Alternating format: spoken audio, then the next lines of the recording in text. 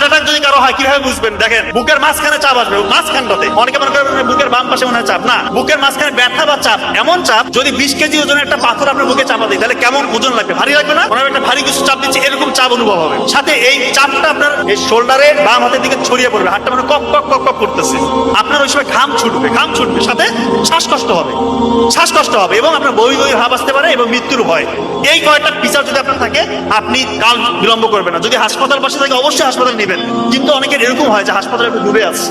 এই জন্য ওই WHO এবং আমেরিকান হার্ট ফাউন্ডেশন তারা বলছে প্রি হসপিটাল ম্যানেজমেন্ট বাসায় করতে পারবেন। খুব ইম্পর্টেন্ট, অ্যাসপিরিন, একটা ট্যাবলেট অ্যাসপিরিন 300 mg চিবিয়ে খেতে হবে।